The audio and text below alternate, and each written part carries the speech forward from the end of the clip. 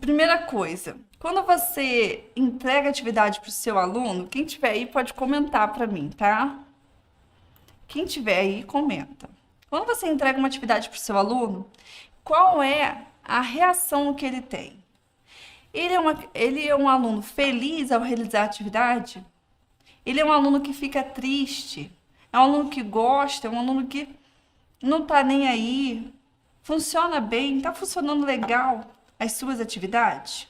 A gente vai falar um pouquinho disso, porque a gente tem que trabalhar a nossa atividade para encantar o nosso aluno. E eu vou compartilhar com vocês como a gente vai fazer isso, tá bom? Como encantar nosso aluno?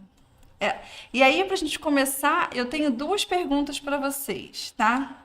A primeira, o que faz o olho do seu aluno brilhar?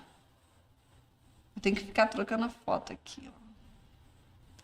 O que faz o olhinho do seu aluno brilhar quando você está em uma atividade com ele? Conta para mim. O que faz? O olhinho dele brilha ou não brilha? Outra pergunta. Você já conseguiu adaptar uma atividade de forma que o seu aluno fique envolvido? Totalmente envolvido? Vocês podem comentar, hein? São duas vertentes, né? Encantar o seu aluno vai desde ele ficar envolvido até ele terminar e realizar essa atividade sozinho. Você consegue? Você está alcançando isso? Por que eu preciso encantar o meu aluno? O aluno, ele aprende com alegria, tá? Eu também acredito que você só consegue se conectar e criar um aprendizado quando o seu aluno está feliz. Então, a primeira coisa, vamos pensar aí, se o seu aluno está feliz, tá bom? O aluno precisa sentir prazer em realizar uma atividade, se sentir capaz. E é exatamente isso. E aí, vão vir aqui, eu vou compartilhar com vocês, tá? Uma estratégia que vai te ajudar a conseguir conquistar isso, aprender a atenção do seu aluno. Bom, vamos mudar aqui o nosso slide. Então, a nossa atividade, ela precisa encantar o nosso aluno. Encantar, porque encantar traz alegria para fazer as atividades. E é o que eu estava já mencionando para vocês. Então, o primeiro passo, a gente precisa encantar. Por que encantar? Porque isso traz alegria na hora de realizar a atividade. E aí, isso traz outro. Alegria. Quando ele fica, né, alegre, ele tem emoções positivas, ele se sente bem, se sente feliz, se sente acolhido naquela atividade. Então vamos lá. Encantar traz alegria, que traz emoção. Então as emoções, olha, ela traz um aprendizado duradouro para o seu aluno. O seu aluno tende a aprender e a não esquecer quando ele aprende, quando ele é encantado, quando ele desenvolve uma emoção, tá? E isso é muito importante. 3 tipos de memória. Já ouviram falar que existem tipos de memória? Sim, existem tipos de memória. Eu quero compartilhar com vocês. Bom, a primeira é a memória imediata.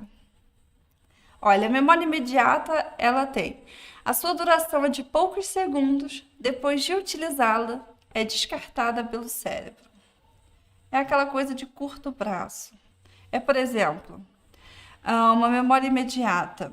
Se o aluno está lá na sala de aula, ele copia algo rapidamente, então ele só tem aquilo ali naquele momento. Depois é descartado, porque aquilo ali não fez tanto sentido para ele.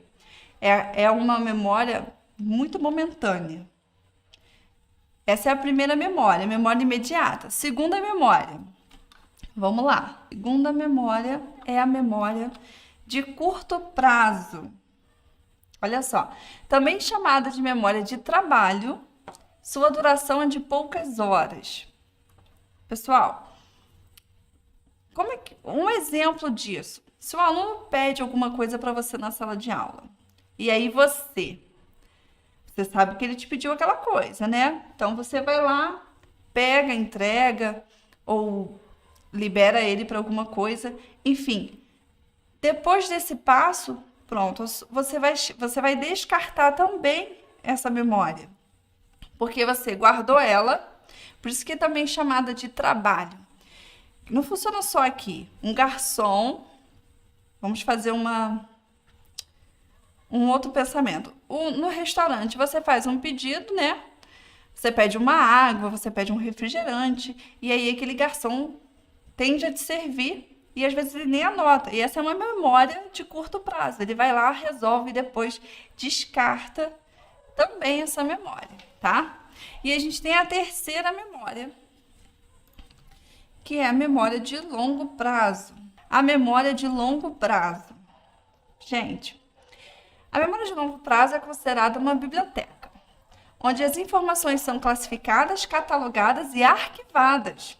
Estudiosos acreditam que esse tipo de memória tem capacidade ilimitada. Legal, todos nós temos memória de longo prazo. Sabe por que eu te digo isso? Pensa comigo. Você se lembra o nome da sua professora da alfabetização? Ou a sua professora do jardim? Você sabe quem descobriu o Brasil? Então, isso são memórias, são exemplos de memórias de longo prazo. Isso é importante para a gente aprender como encantar o nosso aluno, tá? Olha, essa memória de longo prazo, a gente começa a observar, então, que é esse tipo de memória que a gente precisa despertar, criar no nosso aluno, para que ele, então, aprenda, para que ele não esqueça, para que ele se envolva. E por que você lembra do nome da sua professora? Lá do jardim. Ou talvez do ensino fundamental, né? Não importa. Com certeza você se lembra de algum professor. Por quê? Porque aquela professora te cativou de alguma forma. Ou ela te ensinou alguma coisa. Eu posso falar por mim. Eu, por exemplo, eu tive muitos professores, você também, e alguns específicos que eu lembro até hoje. Aprendizados que eu tive que eu me lembro até hoje. Isso é muito legal. E é isso que a gente precisa fazer. Eu vou comparar. O Eric Kendall disse que, para Kendall, a carga emocional, positiva ou negativa, tem influência direta na fixação da memória. A intensidade com que vivemos determinados episódios contribuirá para que este permaneça na memória de longo prazo. Logo, eu entendo que, então, eu preciso criar algo em que o meu aluno se dedique a realizar. Olha, determinadas tarefas, né? Se dedicando a determinadas tarefas. Quando a pessoa gosta daquilo, então ela consegue criar uma memória de longo prazo, logo ela então aprende. Ela guarda aquilo ali para ela. Quando você não encanta o seu aluno, o que acontece? Ele produz então uma memória imediata ou uma memória de curto prazo. E não é isso que a gente quer, tá? Quando a gente entrega uma atividade, ou a gente trabalha um conteúdo, a gente quer que o nosso aluno aprenda. Se não houver aprendizado, não houve ensino. Isso aí é fato. Então, a gente precisa que tenha.